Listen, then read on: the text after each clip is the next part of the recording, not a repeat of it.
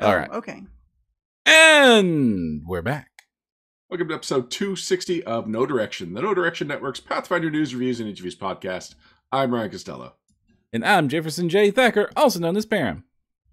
Closing out the Gen Con Online 2021 keynote address, Paizo's publisher and chief creative officer Eric Mona announced Pathfinder and Starfinder Infinite, a new community content program that allows anyone to create, share, and sell material for Pathfinder and Starfinder, even using Paizo's intellectual property, including Pathfinder's Lost Omens campaign setting. Here to talk about its potential for authors and publishers are a couple of decorated No Direction Network staff members. We've got frequent Paizo freelancer and noted author of several Pathfinder and Starfinder Adventure Path volumes, as well as the second edition update of Legendary Kineticists for Legendary Games, the incomparable Vanessa Hoskins. Hello, thanks for having me. Thanks for joining us, Vanessa. And then we have Rogue Genius publisher, former developer at Paizo for both Pathfinder and Starfinder, and possibly the third-party publisher with the most titles to his name, the one and only Owen K.C. Stevens. Hello, Owen. Hi, folks. How y'all doing? I'm doing okay. I mean, we just had some Twitch issues, and I'm trying to not take it personally. Because you know what? Everyone's had Twitch issues today. Yeah. Mm-hmm. Hey, at least you're not on Facebook. That's right. So if we look a little twitchy. Yeah. Twitter's just looking around like, are we next? Seriously. So I hate to say it, this is just random paranoid conjecture, but I'm almost certain this is because of their new video game that they can't seem to keep enough servers up, because when it launched, it launched so overwhelmed that it was bringing on other websites hosted through Amazon down with it. That's right, because Amazon owns Twitch, right? Yeah, Amazon owns Twitch. Amazon is also the #1 service host company in the world. Most websites are hosted on Amazon. Yeah. And all sorts of other cloud servers too. Folks who are like, oh, I just need to spin up a server to do a database problem or something, but I don't want to buy one. They can just rent one essentially on Amazon. So at least when Twitch goes down, Twitch employees aren't locked in the building. Oh, God. Yeah, we've even looked into spinning up an Amazon server for like pods to solve the backlog issue with our episodes, and maybe not. Well, in any case, that's not why we're here. We are here today to talk about Pathfinder Infinite. We're also going to be talking about Starfinder Infinite indirectly, because everything we say is going to apply to both. But this is the Pathfinder show. We're just going to call it Pathfinder Infinite as the blanket term for both programs. That's the new name for the show? Just the Pathfinder show? Yeah, we're just the Pathfinder show. The Pathfinder. You know what? You bring up an interesting thing that struck me right off the bat. Already? Already. They have Pathfinder Infinite and Starfinder Infinite, and I don't know why necessarily they have them separate instead of just calling it like Paizo Infinite, but probably because they wanted to keep with the Pathfinder Starfinder branding, but still it just makes it sort of weird to talk about because they're essentially the exact same thing with two different logos. I mean, this is not new. Like, as long as Starfinder's been around, we've been saying the Asterix Finder games is what the network as a whole covers, and it's like, there could be one word for both games, but so far there is not.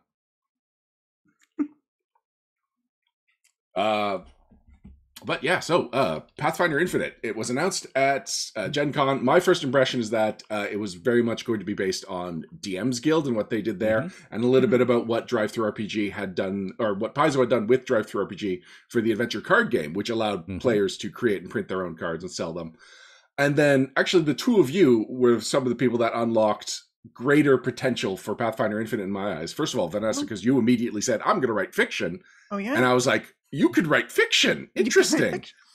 And Owen, you brought up that former Paizo employees have an expertise and a familiarity with Pathfinder that now they get to play in that playground again. So I was looking at it from the perspective employees having a venue. Yes, absolutely. Anyone that loves Pathfinder has this access, and anyone that has worked on it has this familiarity. So there is a lot more to this program than I initially realized. And so, Vanessa, because we know you're on a timeline there, what is it about Pathfinder Infinite that you're so excited about?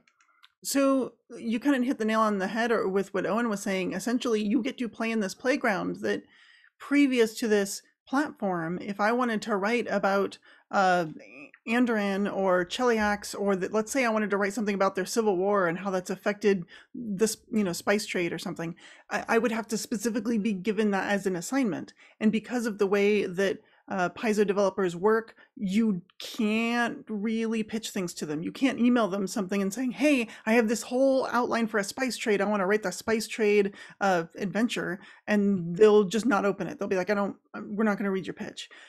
So it's really difficult to get exactly the thing you want to write. You kind of have to wait for them to decide to develop it and hopefully select you to write it. Well, with Pathfinder Infinite, you can say, I really want to write this adventure path. I'm just going to do it. Or I want this adventure or this class or this archetype, whatever it might be that you want to see in the game. You can just say, okay, well, I'm just going to write it and do it myself. And I think that's one of the cool things. The flip side of that is a lot of folks who say, hey, I want to do that, also might say, but I don't really know how to publish things. How do I get it out there? And what's really nice is they've given you a decent number of templates, a bunch of free art that you can use, Paizo's art that you are now licensed to use with Pathfinder Infinite to publish your product. So you can say, well, I really wanted that more brawler feel to the fighter. Or like, Ryan, you have your fighter that you think is really cool. Now you've already posted that out there, but let's reverse time and say you haven't put your version. What's that? The combatant. The combatant, that's right. So let's say you're like, the combatant's really my version of the perfect martial character. And if Infinite existed at that time, instead of putting it in the blog, what you could have done is grabbed some art that looked appropriate for combatants, grabbed their templates, thrown it up there, The Combatant by Ryan Costello, and just sold it and said, here's my thing. Or given it away for free, but on a platform where people know where to look for it. Because that's the other flip side. Some people are like, I get that you can sell stuff here. I don't want to sell it. I just want to give it away. That's what I think is cool, is that community. But if it's buried in a Google link on a blog post somewhere, it might be harder for people to find. But if it's on Pathfinder Infinite under Pathfinder 2nd Edition classes, they can go, oh, there it is right there. That's what I want. And as a professional marketer, I can tell you that giving something away for free automatically, in a lot of cases, tarnishes what people value that product as. It is the rare case that something gets recognized with the reverence of a Wayfinder, and more it's just like, just a fanzine. Why would I give a crap about a fanzine? Well, in addition to that, which you're absolutely right, one of the curious things about this platform is the way that OBS does it.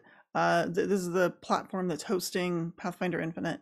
One of the things that they do their rating systems and they track everything, it has to be for sale and it has to be at least 20 cents. You can't put it up for a penny. So because of that, even things you want to give away for free, it will never get like the gold seller, silver seller. You'll never get those medals. And you'll never, unfortunately, you'll never get like on like a bestseller list. They just don't track free stuff. So if you hit that 20 cents, it's like really cheap. Now there's a purchase involved. There's some commitment from your purchaser to be like, there's at least some value. And then you have a chance of being rated and counted among maybe bestsellers if it does really well. Owen, as a third-party publisher, does this make you nervous, or is this just opening doors? Both. It is both, right? Any new venue makes me nervous. And of course, I'm racing to have things ready day one, right? And I consulted with Paizo a little bit about this program like back in March, but I still didn't know when it was going to happen or for sure if it was going to happen. So while I had ideas floating around, I wasn't going, okay, now I want this many words on this date laid out with art. But the fact that there is a possibility that there is talent out there right now that as a player, I'm not getting to look at, that as a GM, I can't have help me, that as a publisher, I don't know exists to try and promote, to make deals with, lowering that barrier of entry once more and altering the venue of what sort of material these people can make is for me an exciting reinvigoration of the entire third-party market. Not everyone is good at all of the same kinds of things, right? Third-party products tend to be about either pure game mechanics, because pure game mechanics tend to be able to avoid the intellectual property stuff that you can't use in a no-GL product, or about creating new settings. And creating new settings is great. There's some fantastic settings out there, but there are people who are really good at taking a whole lot of existing information and creating interesting things that fit within it. And that's a different talent set. And those people have not had a place where they could showcase this work and have people know it's all in this one place, right? I mean, you could do community use projects, but if someone is really thinking, hey, I have this great idea for how to do a Galt political movement that will take it out of its current issues and into the next stage, I would like to know what that person has in mind. I'd like to have the opportunity to see it reviewed. I would like to have that be a thing that is in a venue where I can go buy it and look at it and consider it, and have that person be able to be rewarded for that work. While on the one hand, that means that anytime you're lowering the barrier to entry, there's more potential competition, right? And you can get lost in a sea of voices.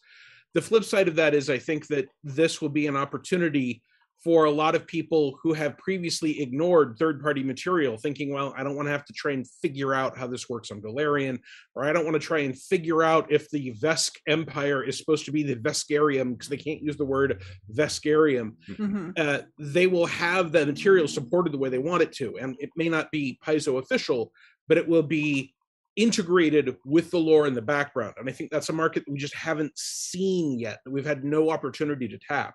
So I am always excited when barriers are lowered. There is more possibility for individuals to get into this and for a whole new potential business plan to open up.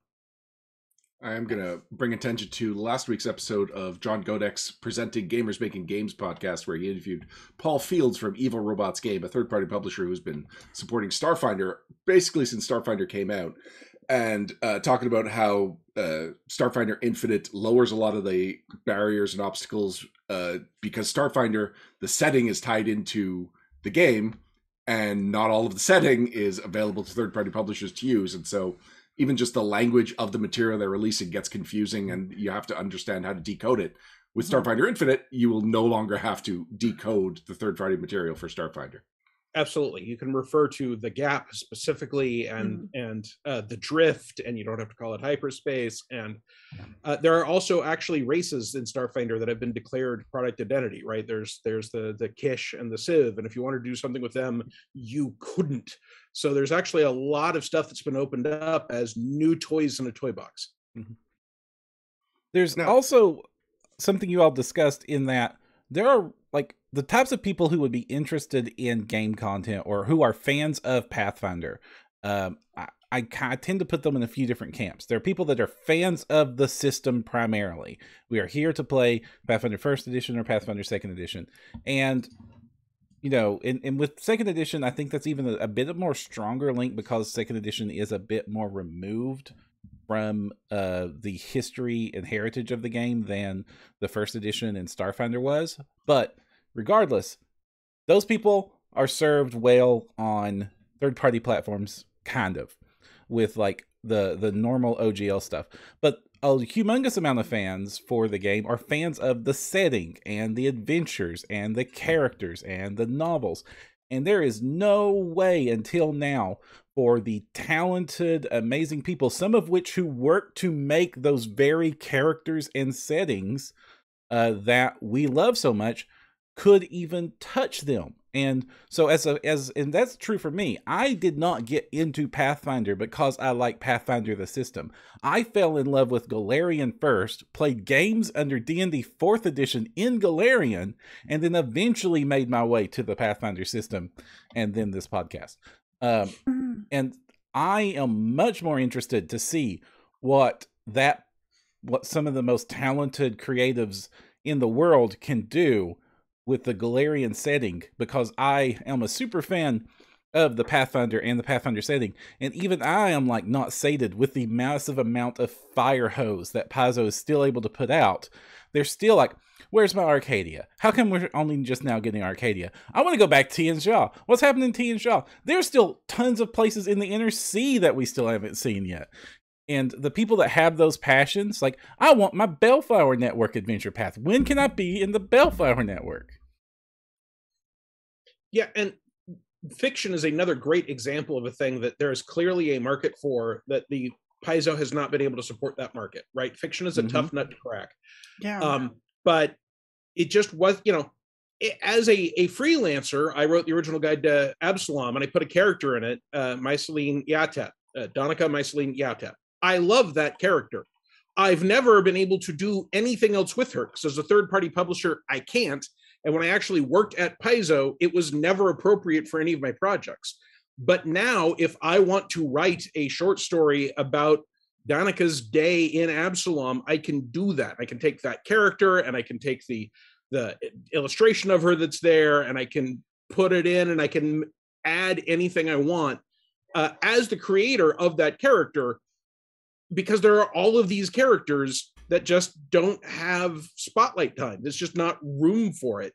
And I think there are going to be a lot of people who have specific characters and specific backgrounds and specific types of stories that they want to tell. I have been boosting Vanessa's upcoming fiction on my own social media because I'm super excited. The cover is awesome. It sounds cool. Really cool. I want to read it. And it's exactly the kind of fiction that could not exist until this moment. That's true. Well, so like Gina B in chat was saying, she wants to touch Galarian, but is too afraid to leave a fingerprint that's going to be painted over later. Like with the fiction I'm writing, I'm specifically writing a smaller story. Helen and I, she's my co-author, we specifically have what we have determined are second level characters in the world, and we have put out their, like, we've written their stats. We know what they are. I don't know if we're going to publish them or not, maybe on a Patreon. But we have done that because we want to keep the game small and know what their capabilities are. And if you can tell all these different and interesting stories in this very rich world of Galarian, it doesn't have to be saving the world again like you do in Adventure Path. It can literally just be trying to make rent that month or something. And that can still be a really interesting, entertaining story. And no one's going to paint over that. Especially when you're using original characters. They are yours. You own them. They are licensed by other people on Infinite, which we'll get into in a second. But like you have ownership of this piece of the world that you have created that no one can take away from you. Right. Yeah, going with original characters, I think is such a wise choice, because the painting over problem is something that I saw when I first got into the Star Wars Expanded Universe fiction, where it's like, here's what IG-88 was doing between these movies. Here's another thing IG-88 was doing between these movies, and they cannot both coexist. So going with original characters, you're using the setting, your fingerprints won't get painted over because you're not destroying any of the setting, are you, V? No, I'm not. Okay, so there you go. So you can do whatever you want to your characters. But you could, right? One of the things that frequently people are told when they're doing fiction or adventures in this type of setup is don't blow up the moon, right? Don't make any change so massive that the campaign cannot be the same afterwards. But there are, I am sure, people that have exciting adventures that involve blowing up the moon, and they can now tell those stories if they want.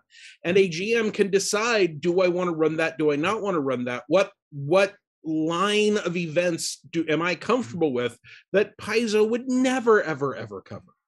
The moon had it. And exploding moons can be a opportunity too, even if you're not the one blowing the moon up. Let's say that, like for Vanessa's project, Paizo comes in with 2.5 edition next week, which, as far as I know, is not happening. Next week, it's absolutely not happening. Yeah, it's not next week.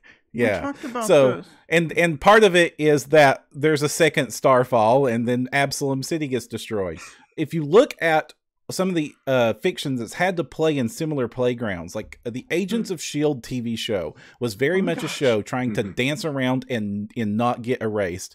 And then Captain America happened and everything got erased. Their moon exploded. And that's the only time that show got interesting, was when they had to deal with how these established characters that were trying to play it safe have to deal with no more moon.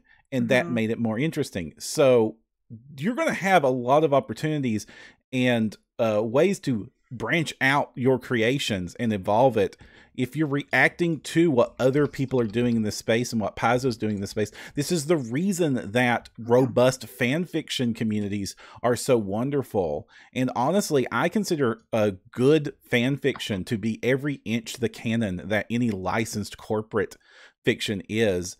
And like it's really only a recent modern trend that this whole corporate ownership of stories is even a thing. If you want to talk about the most famous concept of fan fiction, it's all of Arthurian legend. It is basically just a whole bunch of fan fiction, including self-insert Mary Sue characters retold 1,000 times. It is true. My favorite modern example of fan fiction and fans taking over is what is going to happen to Spider-Man Far From Home if Andrew Garfield and the other former Spider-Man are not in the movie, which has not been announced, but everyone is positive these two actors are going to be in this movie. So V, you've played in the Paizo playgrounds before. You've played in just about every toy that Paizo offers, but this is your first stab at Pathfinder fiction. Why was fiction the one you wanted to dive into with Infinite?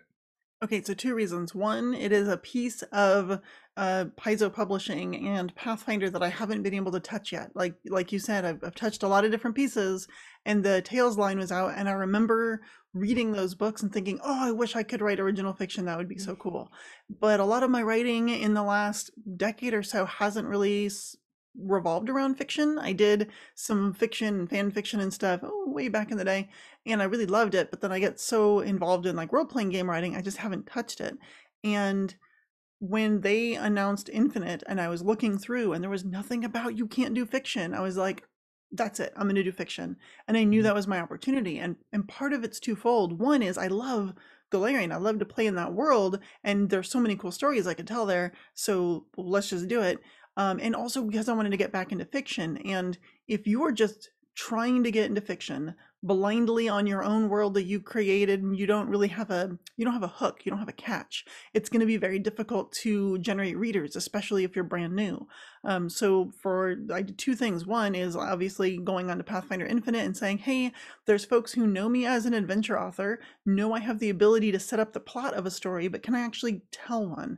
And so that gives me an opportunity to show that talent. And that's also why I tapped my friend Helen, who is an established fiction author and has published books, to say, hey, you want to co-write this with me?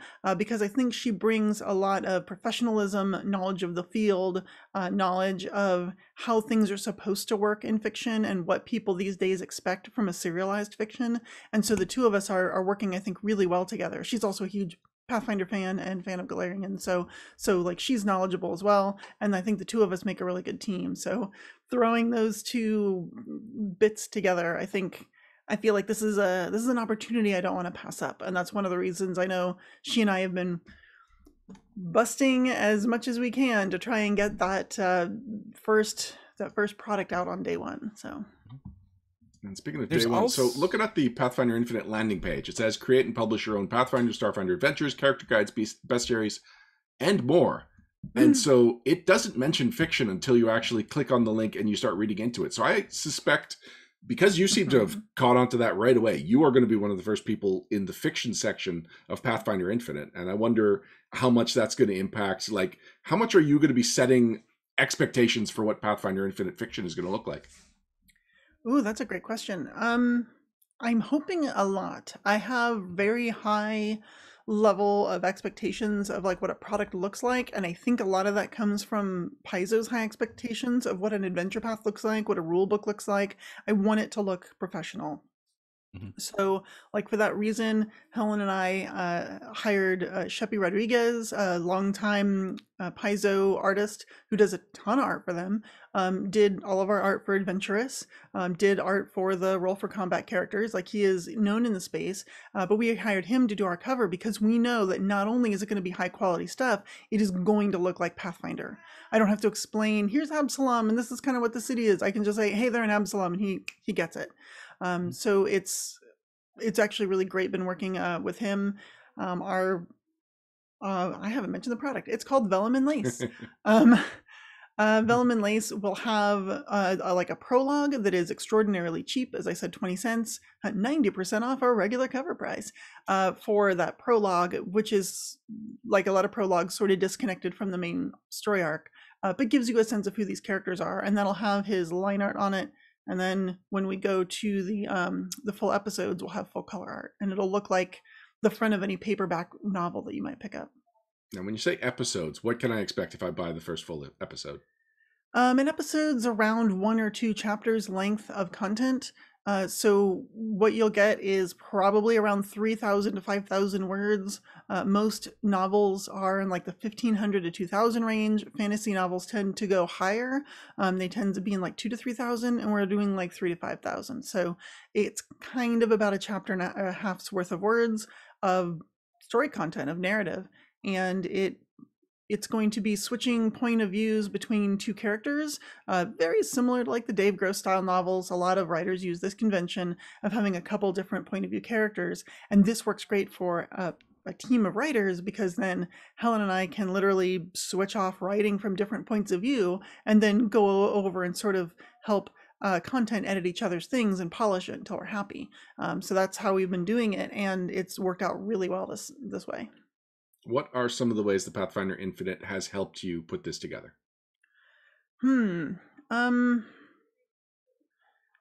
Helped me personally, or is going to help authors? Because those are 2 different questions. Interesting. Let's go with you personally, and then you can explain why that's not the same. Sure. So me personally, a lot of it I'm looking at is content guidelines, things like that. I want to know what I can put in it and what I can't put in it.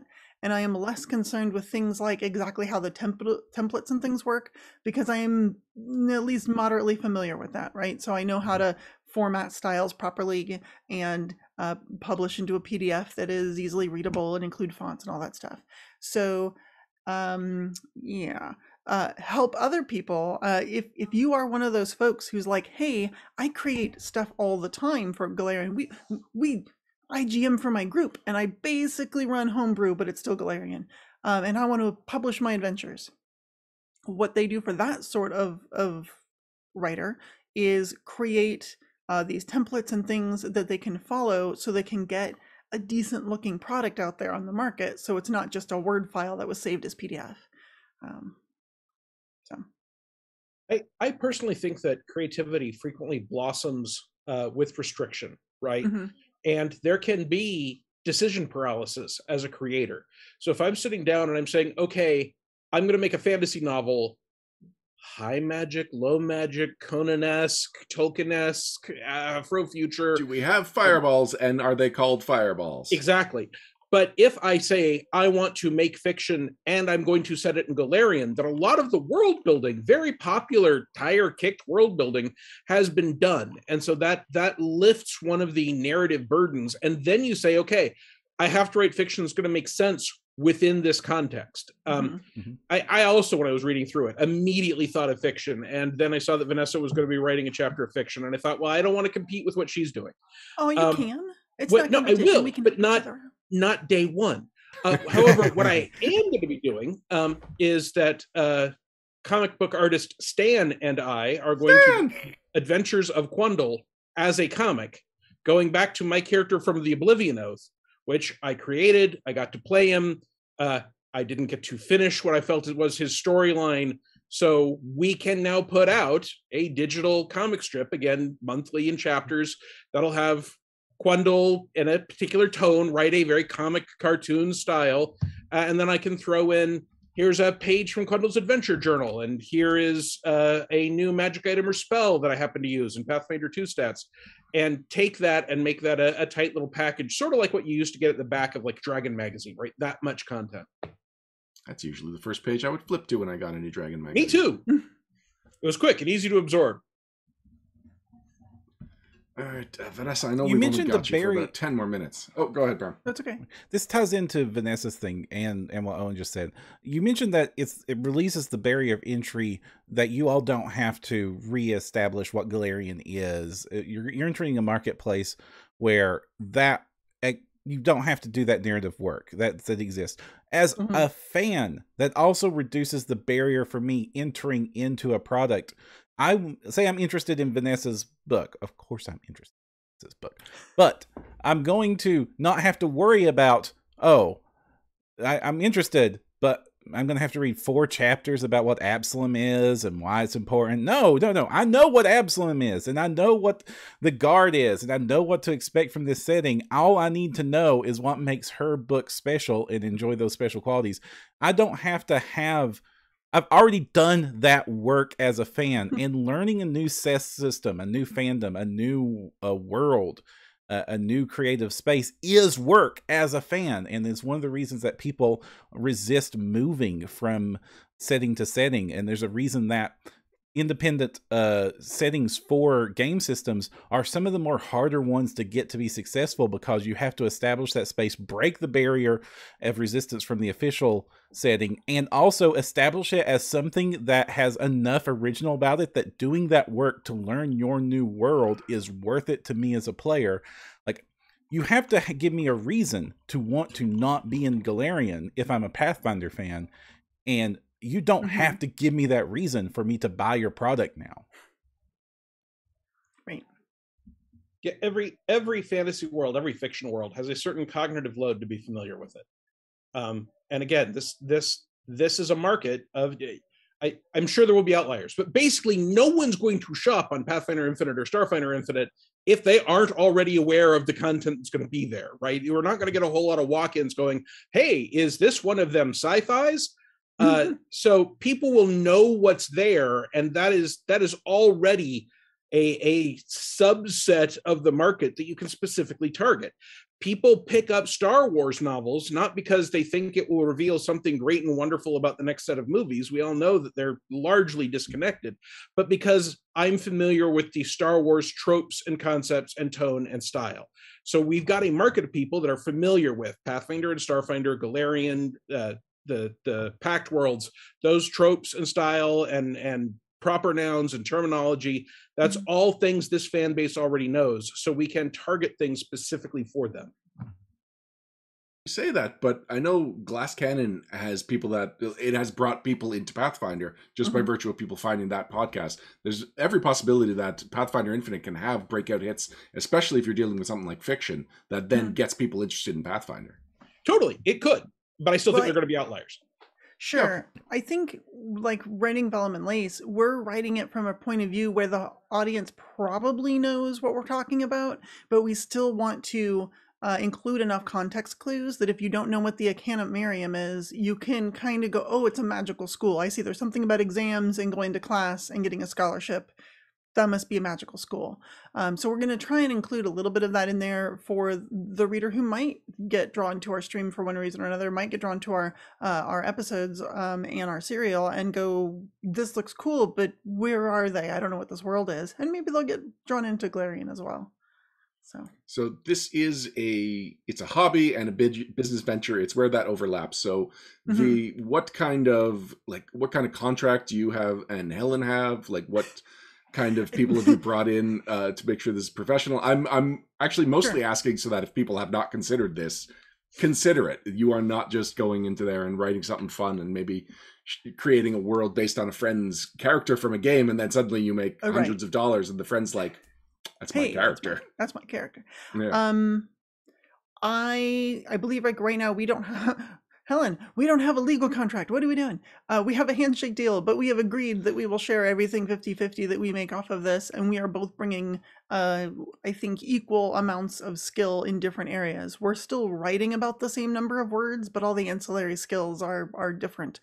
She's very familiar with finishing a PDF and getting it ready to go as an official product. She's very familiar with the ins and outs of the fiction scene. But I'm also very familiar with setting up an email domain and social media accounts and scheduling tweets and things. So I did a lot of that technical backend work. And so between the two of us, we're putting in a lot of equal work. Now, if you're getting into this with other folks, definitely lay it out like we did when we started. We didn't put it to a contract, but we definitely said, hey, so here's the deal. This is about how much we're going to write, and this is about what we're invested in. Cool. How much do we want to charge for this? $2 an episode? Cool. How long are they going to be? All right. And we figured all that out ahead of time before we really got into the weeds on doing the work. And that's, I think you point out, it's really important to have those conversations and know what you're doing. And like you mentioned, using someone else's characters, don't do that. If it's not an official Paizosphere character that they've published and licensed you to use from Pathfinder Infinite, and it's not an original character, go ask that person, hey, can I include your character in here? Because you don't want to get in that sticky legal situation. Always use licensed stuff. Artwork, always use licensed artwork. you can use Creative Commons stuff, but if it says it's a Creative Commons license for commercial use only with accreditation, you better make sure those credits are in there properly. Over-credit them, put too much information, but make sure that it's in there so they can't be like, but you didn't put my website. No, put everything, just to make sure that you're giving appropriate credit. I think those are the biggest things. Just mind your licensing, because that is, like you said, an important piece to get into. And if you have questions, I am not a lawyer and this is not legal advice, so go hire one. This is just advice from another freelancer.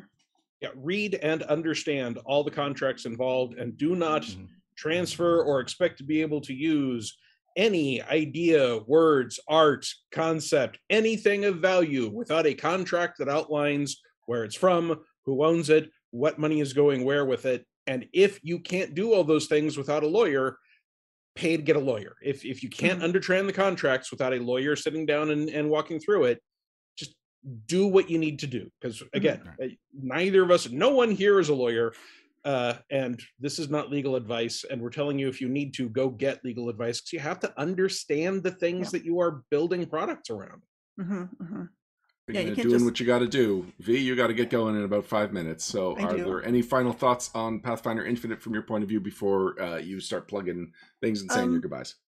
Yeah, I just last thoughts about it. I think it's a really good place. As I said, if you're, I think it's really geared toward individual content creators. It's really geared toward individual authors who have something that they want to share, or they maybe want to market and have no idea how to do that. And it gives them a place to do that. And one of the indicators that I thought was interesting, and Owen, I'm sure you're gonna have a ton to say about this, is you are not allowed to put like icons and logos and things that are not Pathfinder Infinite or the title of your book on the cover of the book, which is really an interesting legal clause. And if I'm an individual person saying I'm releasing the Underwater Basket Weaver, the class, for Pathfinder 2nd edition by Vanessa Hoskins, I'm not a company, I'm an individual person, so I don't care. But if you are Rogue Genius Games, you might care about, why can't I put my logo on the front? And I'm sure you have plans and things of what to do to get kind of around that, to create good product identity. So just keep that in mind. Plugs. So yes, we've been talking about our fiction. It is called Vellum and Lace.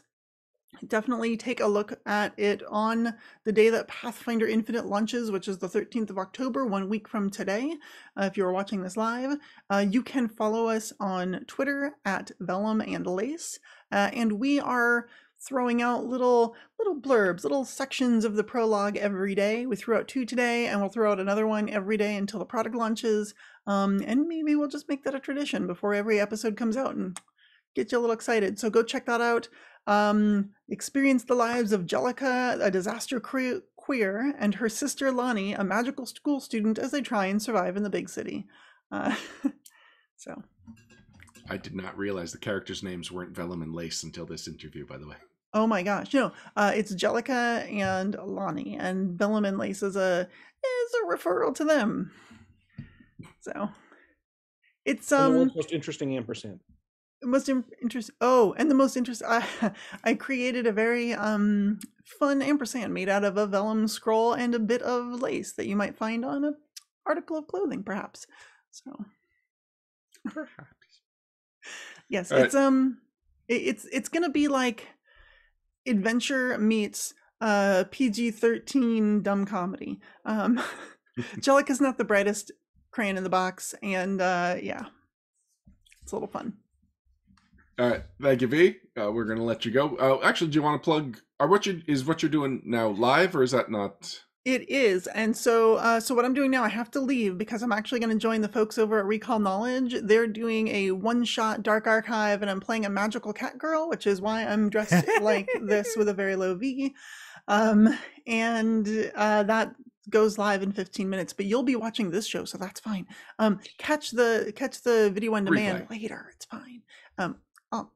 It's fine. But I'm going to go record that with them. So. All right. Thank you, V. All right. Thanks, everyone. Have a good night.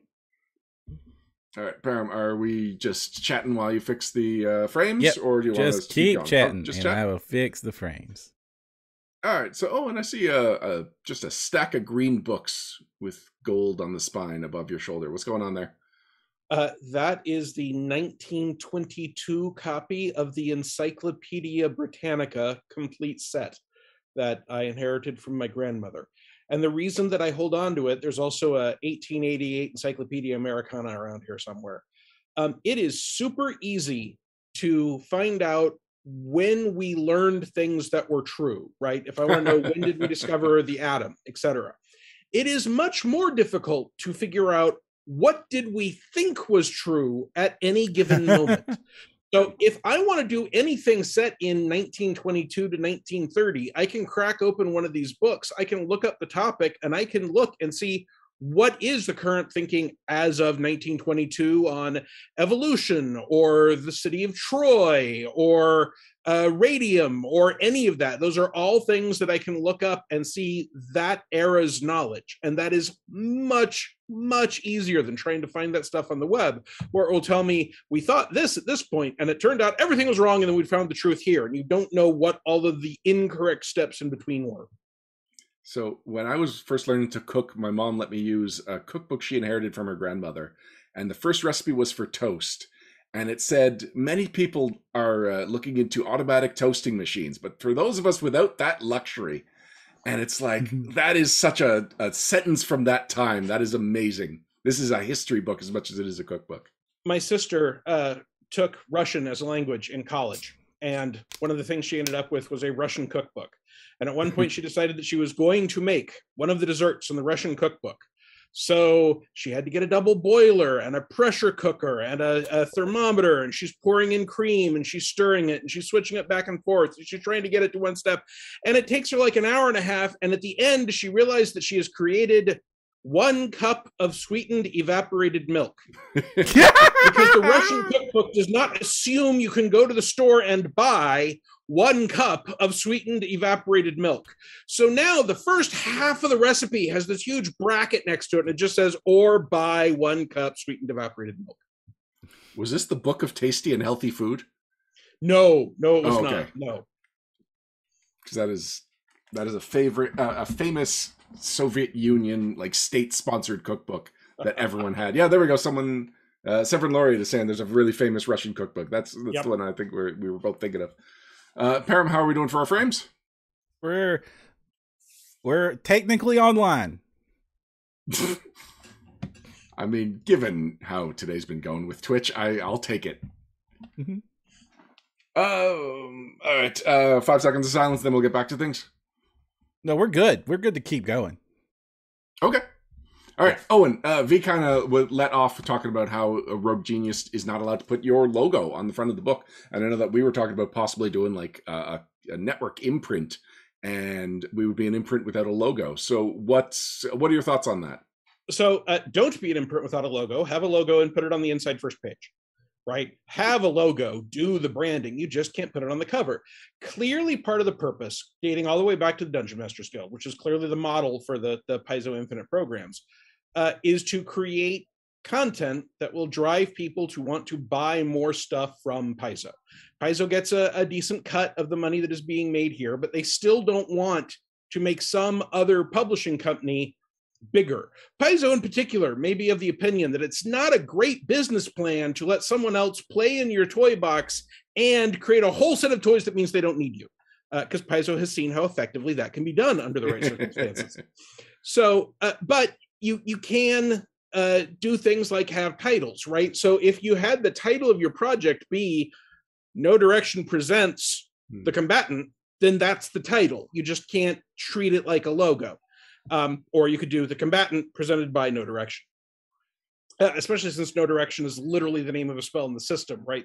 That you know, I'm not in charge of this, so if they looked at it and went, that title has a logo in the title, you got to get rid of it. You're playing in their sandbox, so you got to take whatever risks you want to take with them. But you know, famously, I did a whole lot of Genius guides originally for Super Genius and then Rogue Genius. So I had the Genius Guide too. And if I wanted to, I could, as a private individual, because I happen to own that title, I could do the Genius Guide to the Bloat Mage, And I would not have to put a Rogue Genius logo on there for people to go, oh, Genius Guides, I've seen these before. I know what level of content, roughly what that's going to be like. And in fact, I probably will do something like the Genius Guide to the Bloat Mage, because I feel that is a topic I want to explore.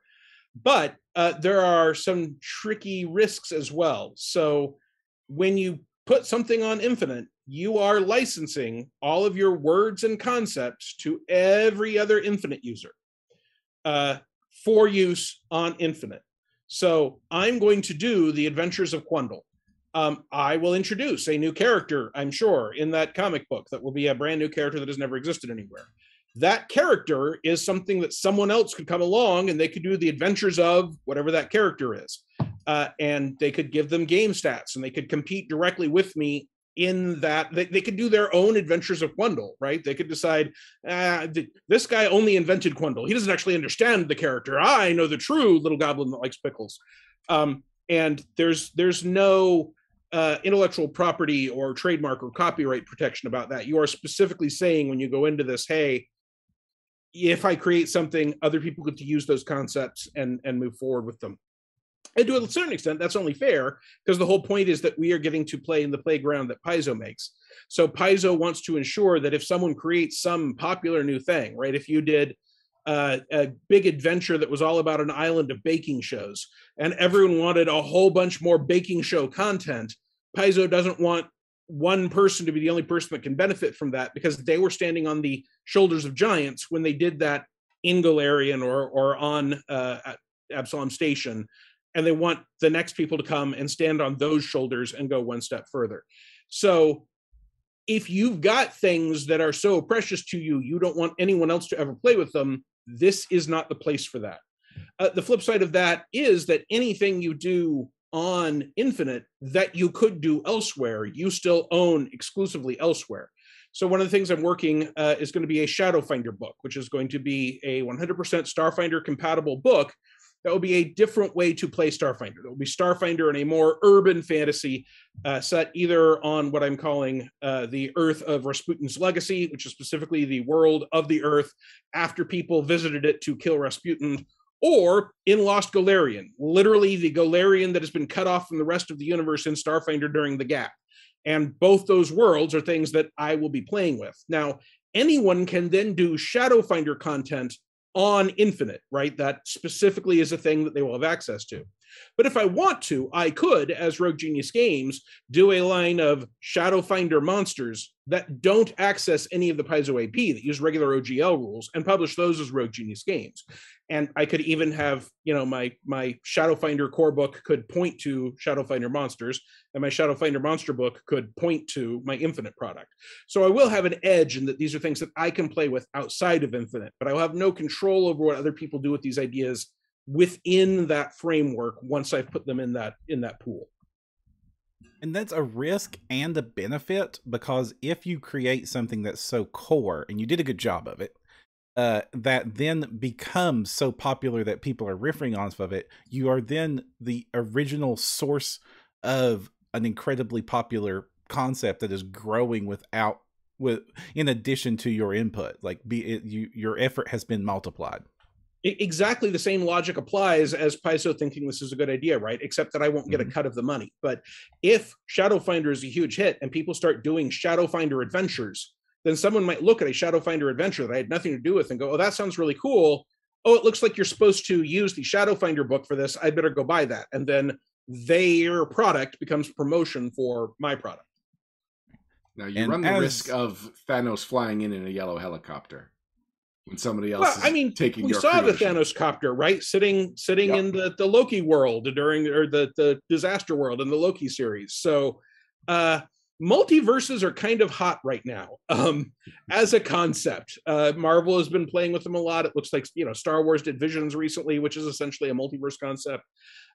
So I think there's a lot of room if someone wanted to do something and say, hey, this is just like Golarion, except everyone is corgis. Just corgis. They're short dwarf corgis and tall willowy elf corgis, and particularly hairy pod halfling corgis.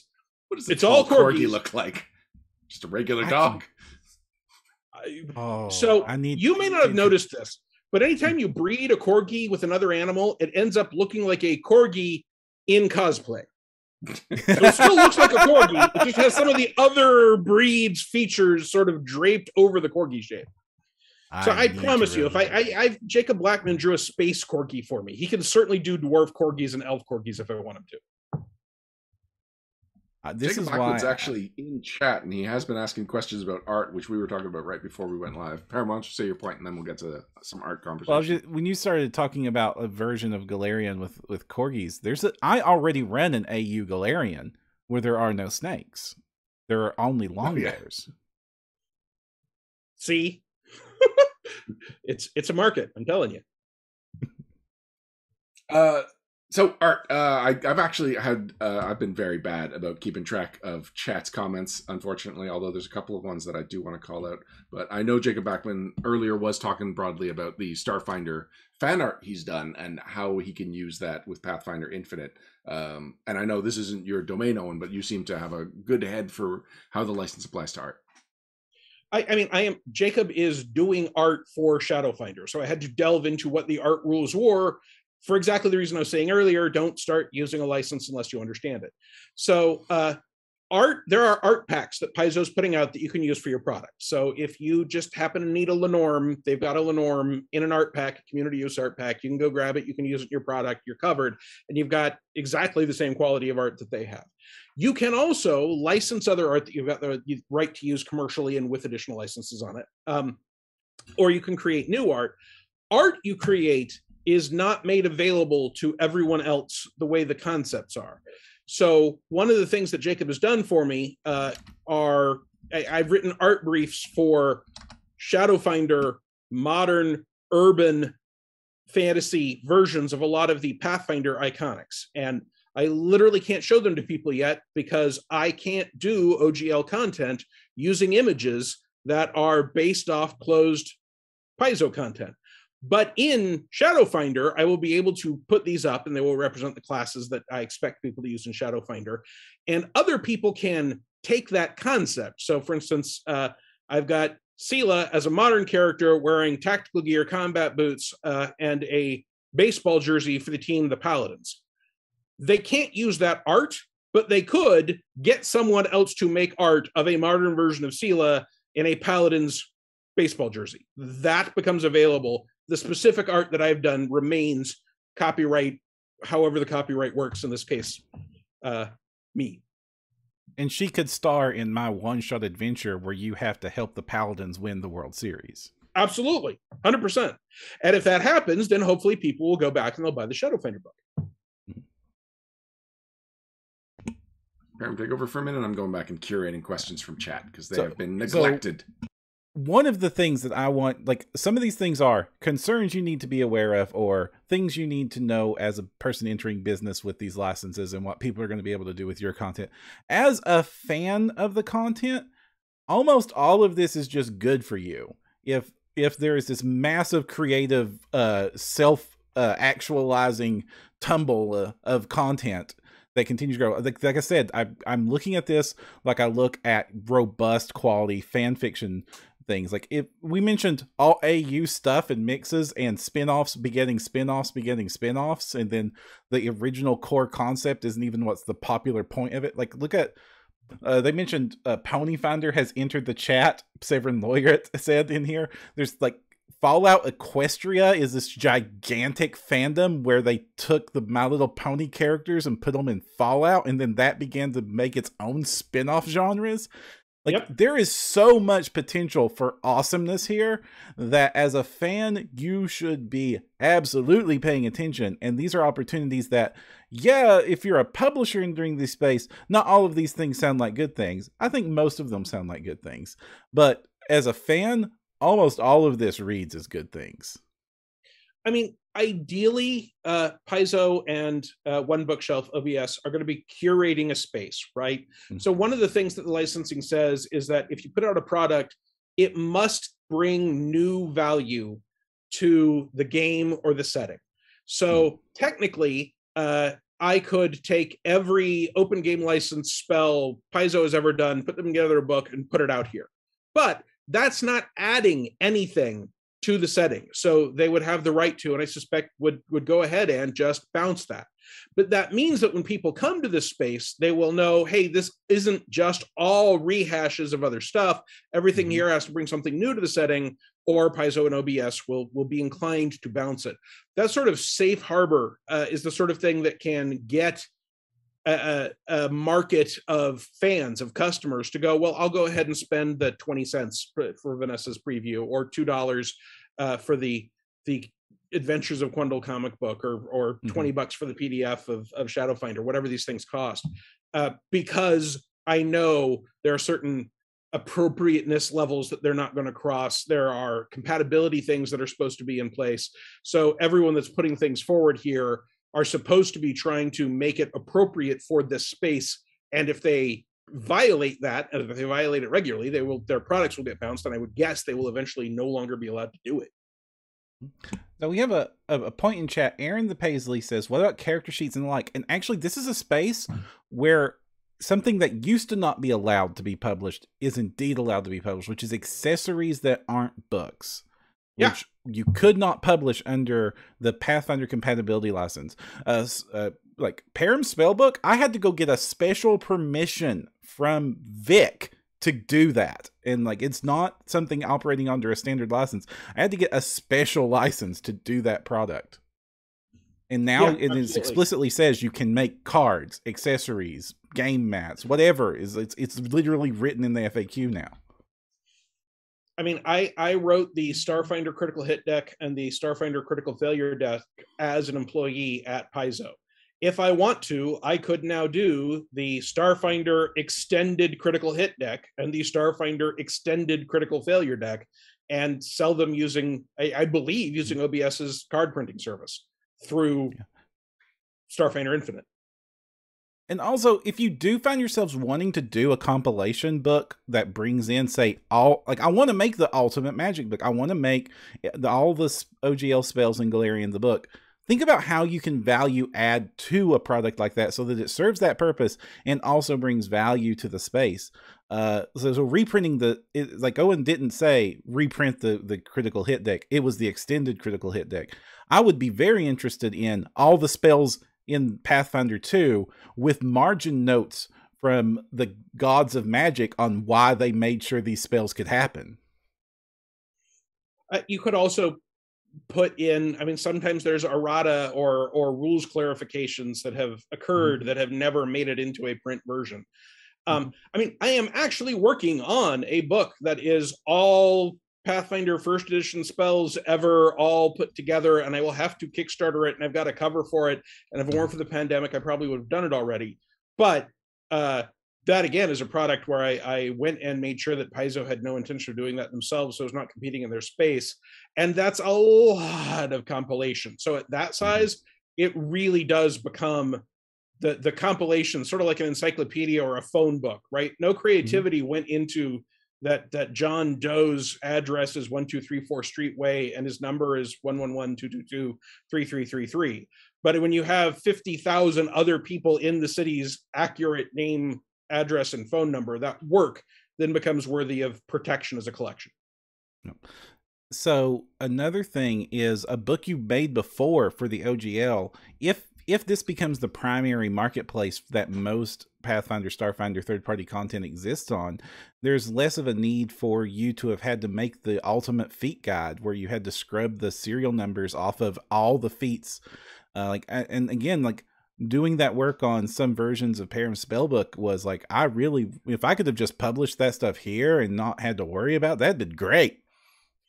Yeah, I wouldn't try to do the feat reference document as an infinite program because I don't think it, in fact, brings enough value added. Now, in that case, I do have a big, long list of fictional books so that someone can say, hey, you have found the Book of the Northern Sword, and that means you can access these feats, and otherwise I wasn't going to let you do it. So there is some new content in there.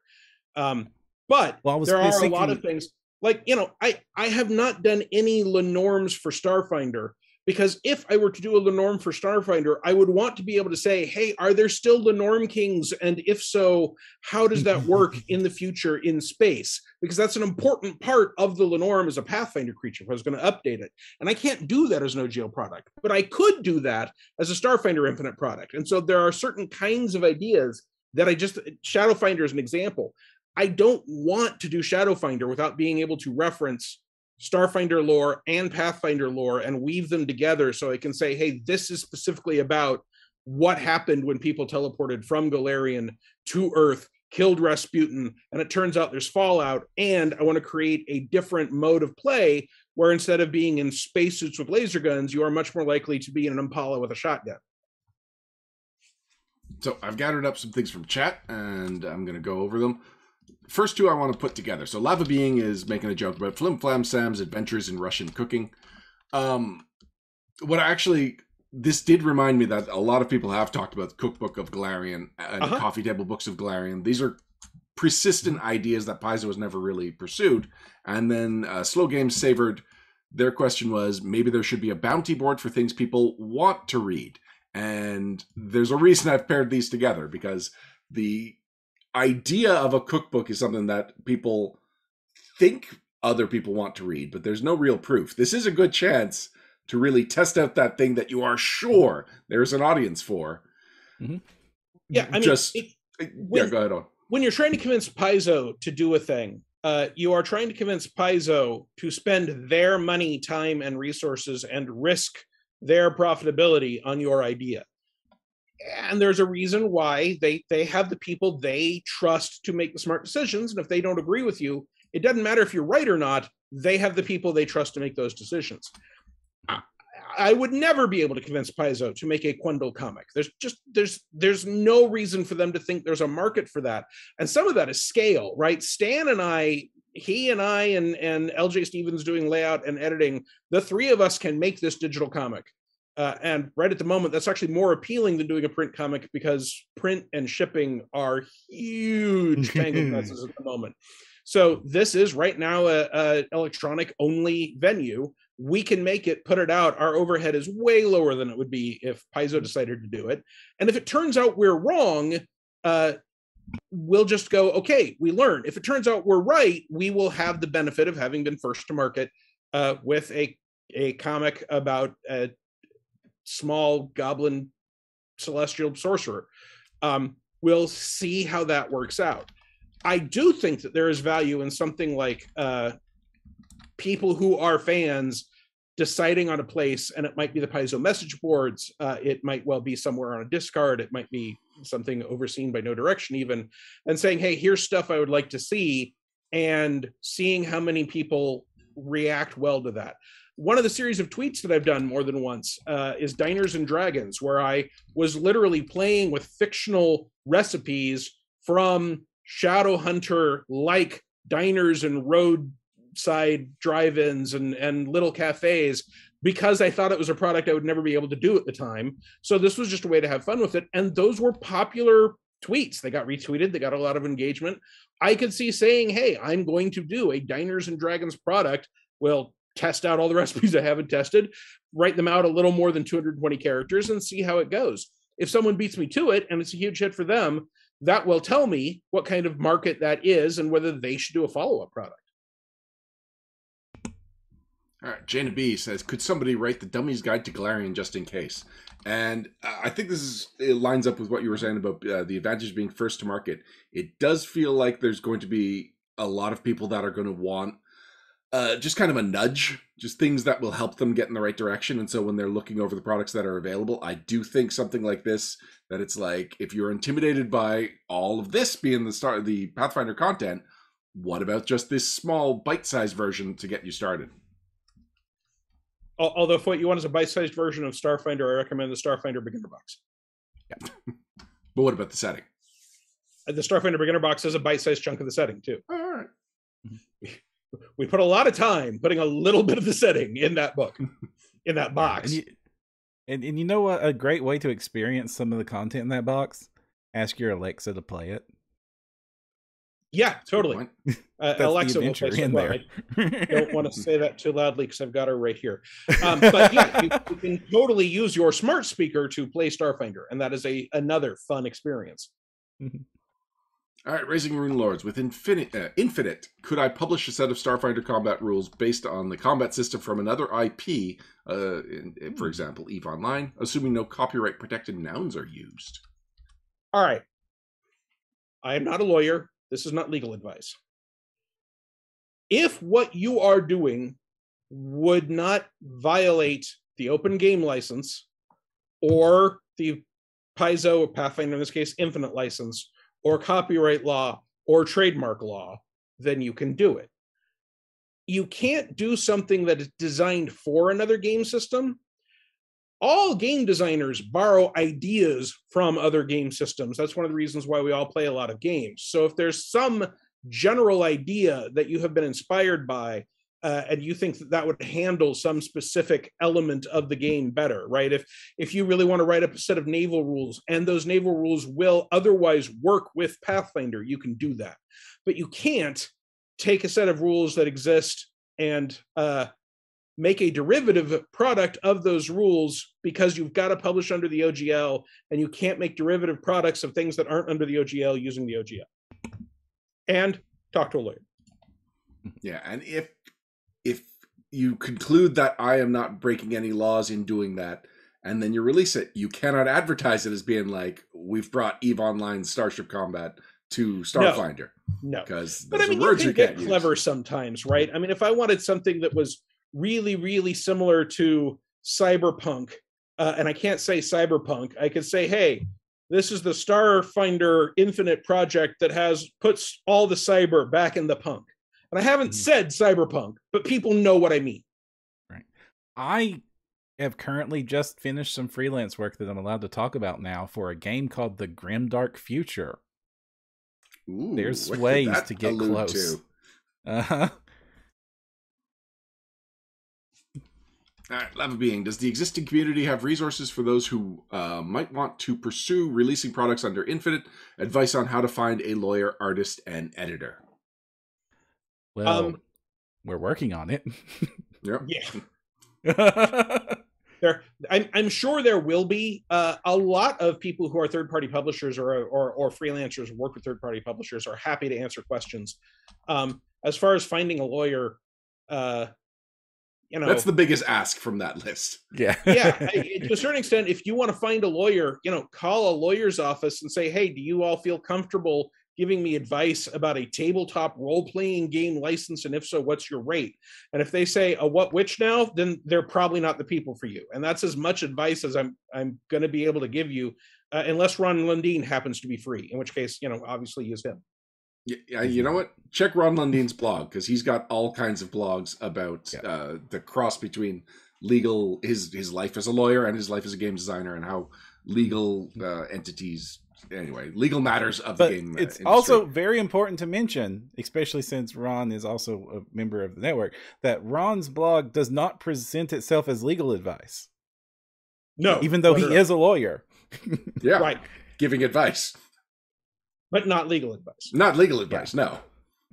So there's a very specific reason that you, as a lawyer, you don't give legal advice, quote unquote, because then people can hide behind, my lawyer said it was okay, and then you're the one in trouble. Yeah. Ron's not your lawyer. Right. He's a lawyer. He's friends to all, but he's not lawyer to all. Not your lawyer. Mm-hmm. But going back to Lab Being's question, I think asking about artists and editors, I do think that early on we are going to see that the Infinite products that stand out are the ones that put money into artists, and the ones that then get the better reviews on the other end are the ones that put the money into editors. Almost certainly. Mm-hmm. Yeah.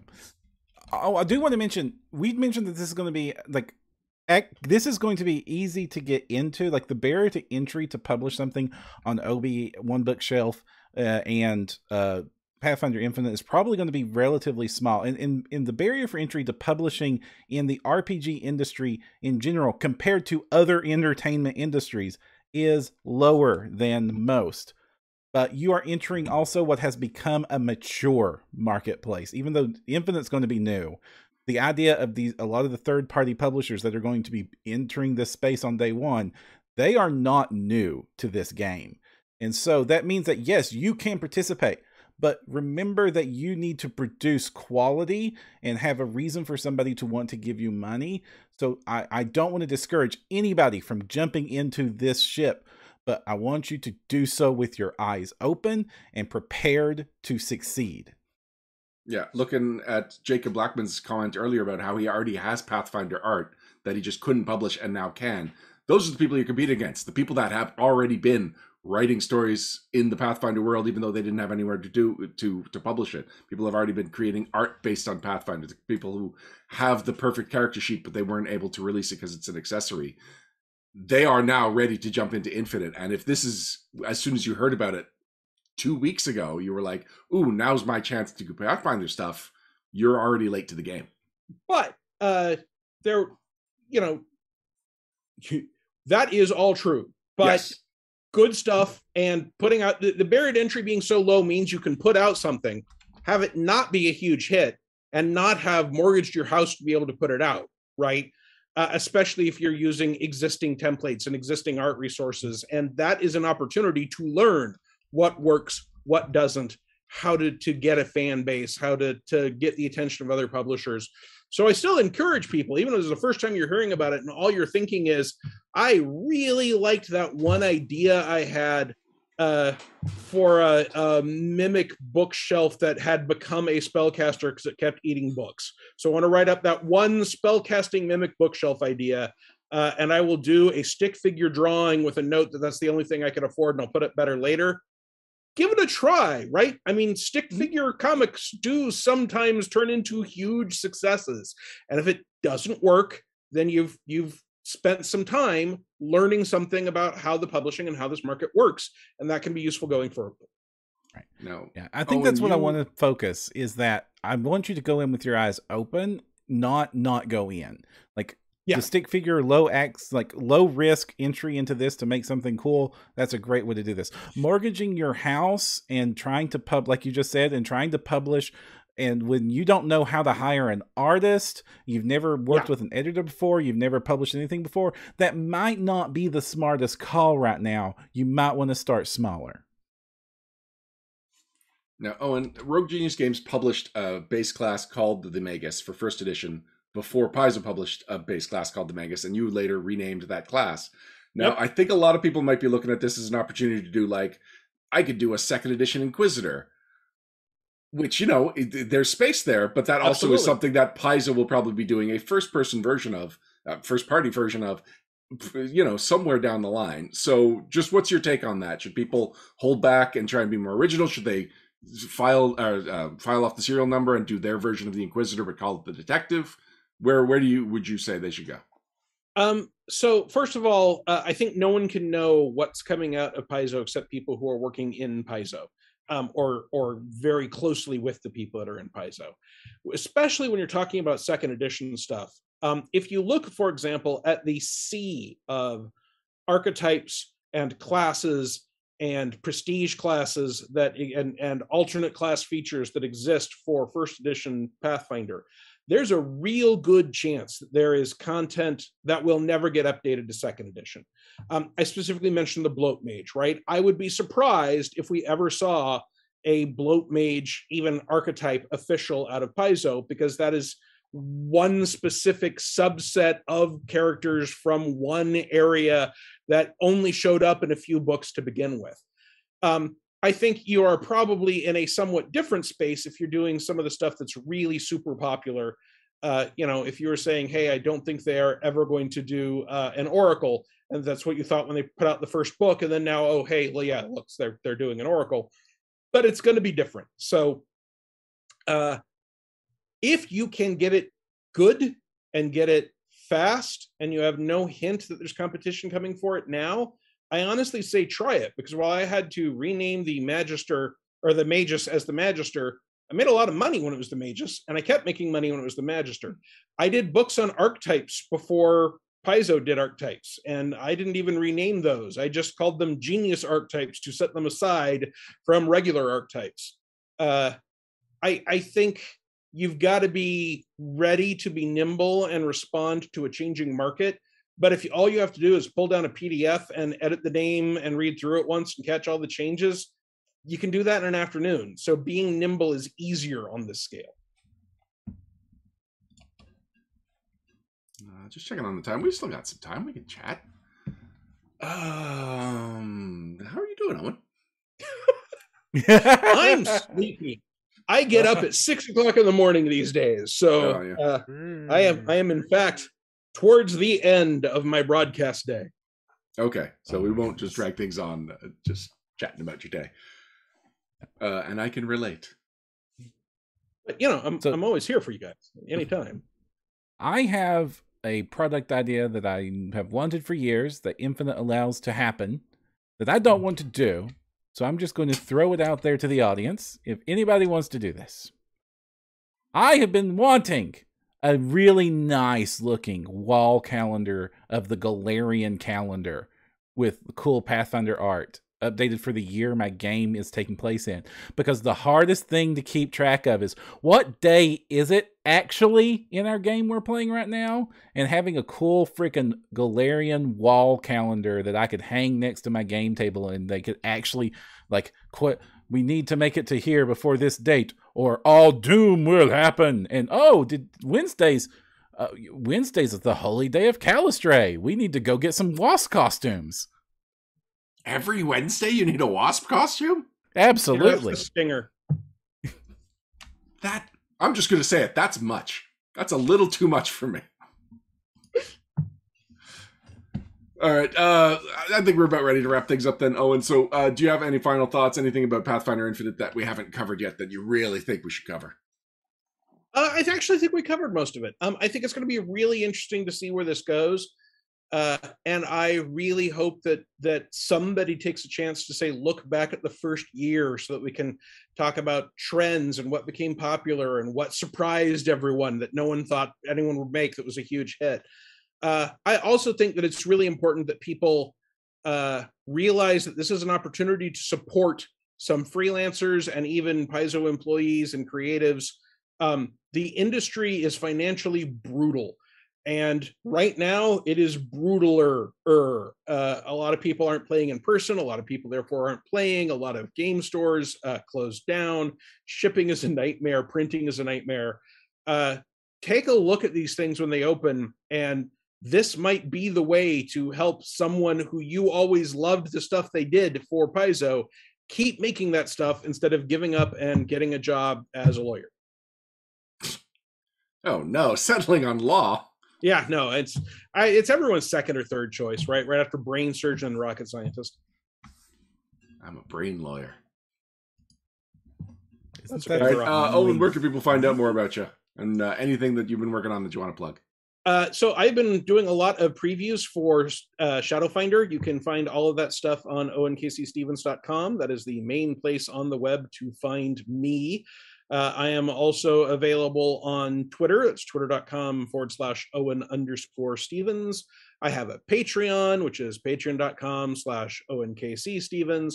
And you can find me on Facebook, which is facebook.com/ONK.C.Stevens. So just keep trying variants of my name if you forget, and eventually you'll find it. But there are also links in onkcstevens.com, so you can just go there. Excellent. Well, thank you very much for this, Owen. It was very enlightening, and it was always fun. It's great to get to talk to you both. All right, we'll be right back to wrap things up right after this.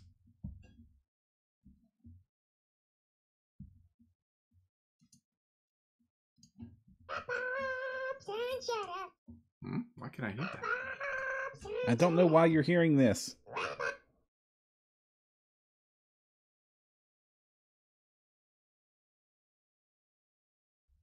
Well, Owen's still here. Owen, did you want to just hang out for the wrap-ups? No, I got the impression you want to sleep. I wanted to say bye during the gap. Okay. Bye. All right, bye, Talk to you Owen. later. Thank you.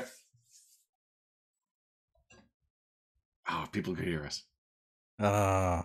Yeah, it was weird. Like I hit the button that's supposed to make the wrap-ups and shout-outs song play, and it came through my speaker instead of like just to Twitch. It's not supposed to even be audible. Yeah, you've had a few everything is weird weird. tweaker microphone confusions lately. Yeah, everything is super speaker, weird. Speaker microphone confusions. Yeah, and also let's see here. We're gonna pin you to pin the second. There we go. Now people should be. Oh, you're tiny. We make you bigger. Oh yes. Give me my frame. You have your frame. It's The all whole yours frame now. All of it. Thank you. And we're back. Thank you for joining us for episode 260 of No Direction, the No Direction Network's Pathfinder News, Reviews, and Interviews podcast. Before we go, some things to shout out to, and actually I'm just going to start by making an official announcement that's been made several times at this point, but never on the podcast. So I just want to make sure I cover all my bases and let people know that may not have caught on yet that I will actually be leaving the podcast at the end of the year. That what is it? The December 27th will be the last live episode that I am a co-host of No Direction. Maybe someday I'll return as a guest, and maybe even a guest co-host, but as co-host, as first chair of the podcast, I will be stepping down. Perrin will be taking over. We are still working out what the podcast will look like without me in the future. But it will continue, and the network will continue, and I will continue to be a part of the network. But just specifically my involvement with the No Direction podcast is coming to an end at the end of the year. Which is traditionally when traditionally for the last couple of years, we have done like a holiday special for that last episode in December, and I look forward to doing it again. I don't know what the tone is going to be like, but the plan is to have one last hurrah with at least everybody that's available from the network to come on and just chat it up, say our goodbyes, and move on to bigger and better things without me. But you're still going to be on the network and doing content, and we have plans for fun stuff on the network. If anyone listened to last week's Geek Together, that is a good preview of the plans that we have, because now that I am, a designer of a new role-playing game, the Essence, or one of the designers of the Essence 20 role-playing system coming out from Renegade Game Studios early next year, I will be shifting my focus and basically be doing the No Direction for the Essence 20 role-playing system. We'll be talking about Power Rangers, G.I. Joe, Transformers, My Little Pony, any other licenses we get, and also just talking about the system without the licenses necessarily attached to them. So, yeah, you will be the co-host of that podcast. I will be here. It will be this, but a different game, still on the network, still... Things are going to be very familiar, even if the flagship podcast on the network is going to undergo a major change. Mm-hmm. Geez, Severin Laureate is suggesting that I'll die as soon as I leave the podcast. I mean, his character will die. We don't kill the players, we kill the characters. There you go. No, I'm definitely like have strong emotions, but the only reason that I am not horribly weeping with dread is because I also know that we're going to go make some cool stuff together. Yeah, exactly. There's the reason that I spoke to you long before I spoke to anyone else on the network. This has been a slow rollout. So if anyone's wondering why I may not be as emotional as you would expect, because I have put 12 years into this podcast and like everything. So a lot that has happened to me in my life in the last 12 years, I owe to the podcast. So it's just that I have been rolling out this announcement for over a month now. And so I've intellectualized it at this point. I've kind of moved past the emotional moments and thinking about it and what my life is going to be like not being the co-host of No Direction. So anyway, I'm still going to be director of director of logistics at the No Direction Network. Things will continue to be very similar, just with a different coat of paint on them. Severin Laureate is suggesting the reason is that No Direction is your phylactery because you have not aged. You say that until you look at a picture of me 12 years ago. Yeah, those early Gen Con photos are a little bit painful for me to look back on my own ones. Not yours. I'm not saying, oh no, I recoil in horror when I look at my Gen Con photos. I have aged gradually and gracefully, but I have aged. Yep. Will 11 being, will Ryan oversee the contest to replace him? That's not my call. That's Param's call. It's his podcast now. Right. Yeah, and that and to be honest, like we're having those talks. I'm having those thoughts. They're not fun or easy things to do because I heart Ryan a lot. But there will be things that happen. And like we will announce things when we have things to announce. But for now, we're going to be some shoutouts to. Go ahead. But I do want to double down on one of the other reasons is I'm also super excited about the ideas we've talked about doing with me and Ryan together. Like some of the show ideas we've pitched back and forth have been super cool. Also, if this means like me getting to play a G.I. Joe RPG with Ryan is like on my bucket list in life. So this is already wonderful. Well, Free RPG Day is in a couple of weeks, and I am running a Essence 20 game demo at La Boutique Tabletop, they're the store that I went to last year for Free RPG Day, and I really loved the store, and so I reached out to them and been like, you know, you've got one of the authors is local to you. Would you like me to run events? And they've been super excited about this. So my original plan was I would run the free RPG Day module for Essence 20. But like, I'm not going to run a published module when I could write my own module. And so I've actually been writing an original module, and I may, if I have time, if it's done early enough, I'm going to reach out to you and put together a small team of people to pre-run this module to make sure that everything works the way I think it will. So yeah, you will get that dream to come true soon, Param. Sooner than you might have expected. We also kind of already did it when Crystal ran us through the Transformers G.I. Joe crossover game. Yeah, but she was running. You said that you wanted me to run the G.I. Joe game for you. Oh, I just played with you. Like, no. If you're running it, that's even better. This is already awesome. No, the shows do not have names yet. Names are the hardest things. They're really the hardest things. And also, we don't have. But if you've got suggestions for names, add us with that. I really like Zathos and Frisia's suggestion that you bring LeVar Burton into co-host in the direction. Like, if he wants to, sure, but... Bastille is asking, anyone know if there will be a fantasy setting for Essence 20?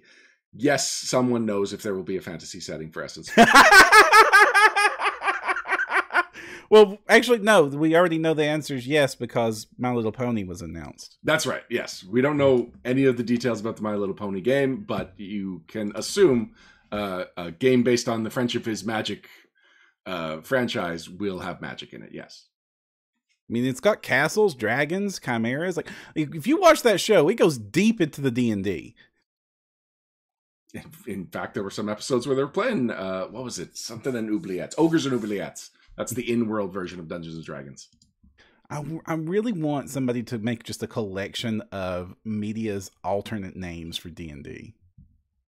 So at one point, I had an idea for a video series called something like They Play D&D, and it just goes through every single time on a TV show or whatever somebody plays D&D.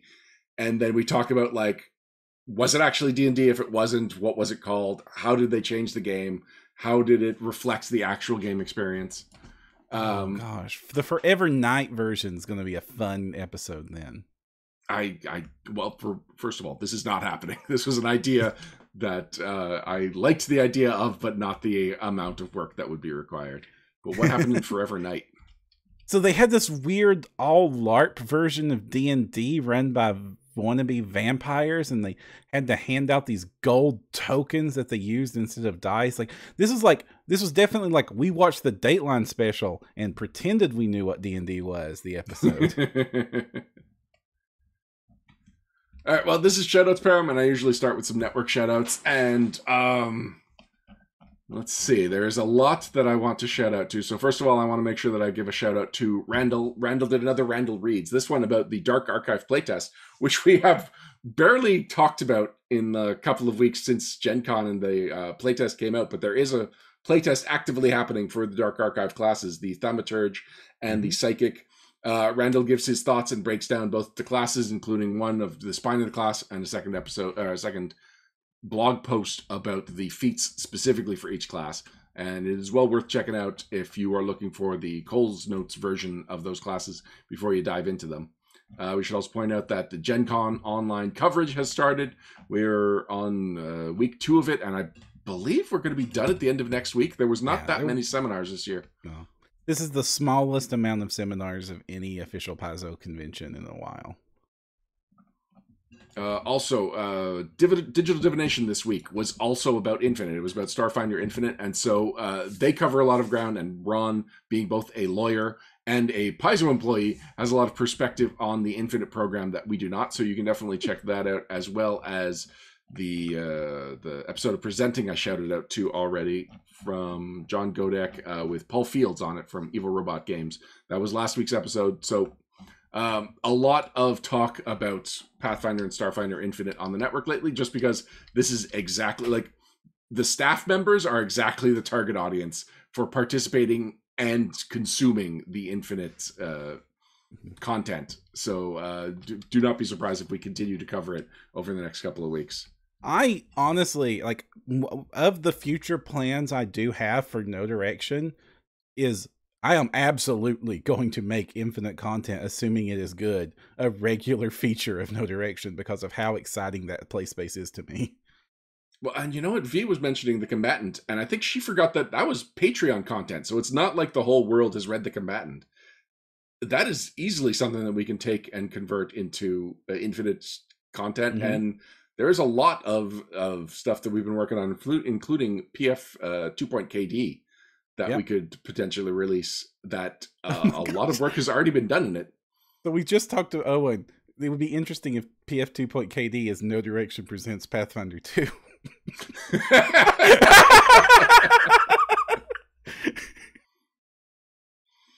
Severin Laureate says they would absolutely love a blog highlighting Infinite content. Oh, yes. Wait and see. Yeah, we also would love a lot of blogs talking about Pathfinder content. There's one more blog from the network that I want to shout out to for this week, and that is Rob Pontius's installment of Investing In this week. It is about accountability, and it is taking the subject of Paizo accountability, which if you haven't been checking it out yet, check out hashtag Paizo accountability. It is keeping people up to date on what is happening with what the fan base and beyond is really just expecting of Paizo as a company, and wanting to live up to the world they've created of inclusiveness and of, you know, just heroes going out and doing the right thing and being rewarded for it. And Rob specifically goes into a lot of his perspective as somebody who just works in bigger companies and often has to interact with the human resources. And so he's got positive experiences with human resources. He's got negative experiences with using human resources. And he goes into what he thinks is some of the tactics that Paizo should be employing to make accountability a priority in the future. So it's a good article. It's really thoughtful. Rob is a great, clear writer and someone with a lot of great ideas. And this is a perspective that I have not seen too much of in this conversation that's been going on for almost a month now. When the very first day I met Rob, I knew I wanted their energy on No Direction, and I'm so glad that has happened. A couple of other things we should shout out to is that Wayfinder submission is coming to a close in 2 weeks. I believe it's going until the end of the month, and submission is way down. And so if you are somebody that has thought about submitting to Pathfinder Infinite, something you should remember is that Pathfinder Infinite, you are the publisher, and that entails a lot of work. Whereas with Wayfinder, you are a freelancer, you are the author or the artist, and that is the beginning and end of your obligation to the works. And so if you are like, I'd really love to write something, and then, Van in chat, Dragon Elvish is saying that the deadline is next week. It's not even at the end of the month. So I still highly recommend Wayfinder as a great avenue for people that are trying to get their first work published. You are allowed to play in the Paizo Playground. This is the only other place that you've been able to write, not official, but sanctioned content for Pathfinder and Starfinder over the years. Wayfinder has a long legacy of the association with Paizo with these games, and with really kickstarting careers for people that want to freelance for these games. and it's run by great people. It is run very professionally, and it's kind of disappointing to hear that their submissions are as low as they are this year. Lava Being is asking for a submission link, and I was actually pretty rough with my outline today, so I do not have it, but let me see if I can find it. I do also want to add, while Ryan is looking it up, that if you are interested in participating in this industry at all, the experience you gain by working with an outfit like Wayfinder is invaluable. Going in blind and making all the mistakes yourself versus seeing how some professionals actually make it happen is night and day. I found something. I don't think it's right. Yeah. Casino Warlock has us. Thank you, Dustin. Thank you, Dustin. You're wonderful. I want to shout out to a project that Thirsty has been doing lately. So Thirsty, who heavily involved, is currently helming the one-shots for Pathfinder and Starfinder over at Paizo. He's been doing a series of Twitch streams, getting ready to gear up for when Warham's next season comes out. He does a fantastic actual play podcast with some fantastic talent. It's very adult humor. It's very good. It's everything that you would imagine Thirsty would be involved in. And it was up until recently Warhammer focused, and working in the Emperor Had a Text-to-Speech Engine universe. For reasons that should be obvious, plans have changed in that regard, and they're doing a new setting. But as sort of like, I don't know why, but kind of linked into the new setting, he's been playing through the game Dark Souls, which is a wonderful video game.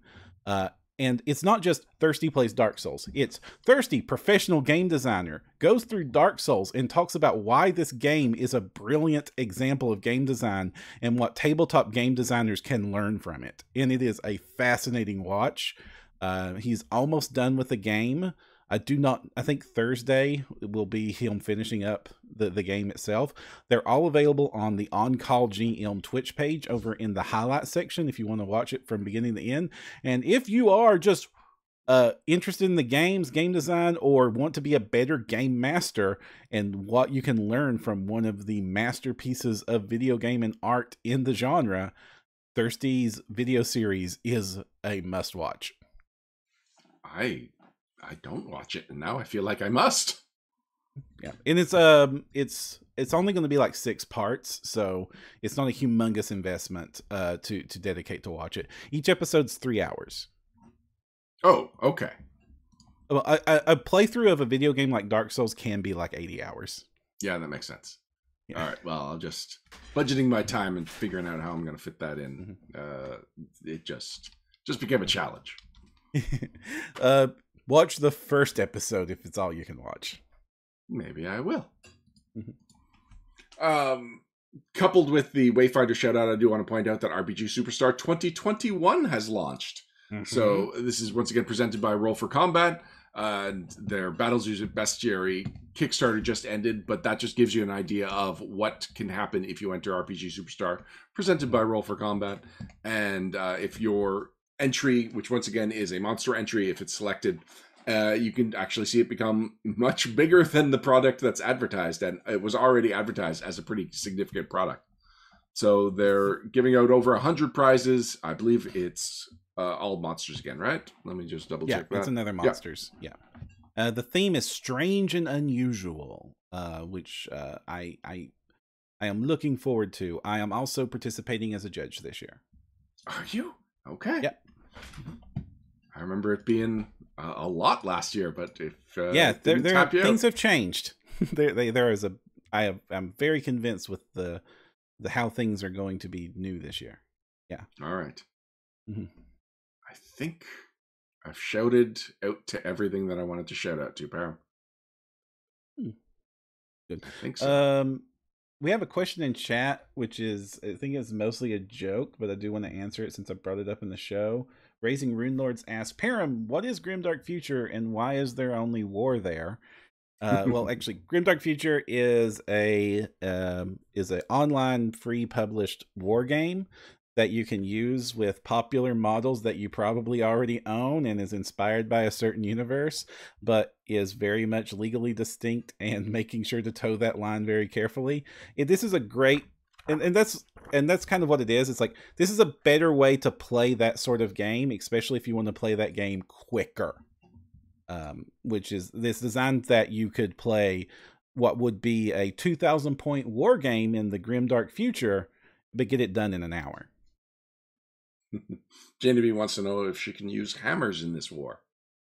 You can do all of the hammers. There is lots of hammers you can have and use as special weapons, and maybe pair them with shields that might have thunderbolts involved. All right, Pam, I think we're about ready to wrap things up, but just because the episode is done doesn't mean that we're done recording tonight. What's going on with us next?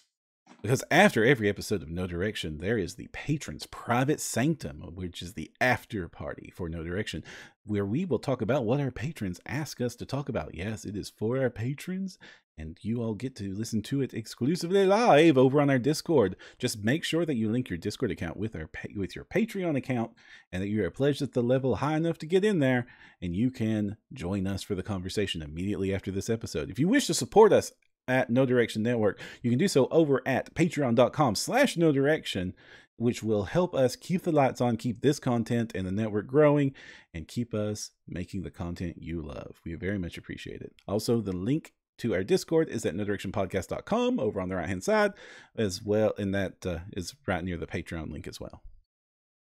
Until next time, I'm Ryan Costello. And I'm Jefferson J. Thacker, also known as Param. And if you want to find the path, you need no direction.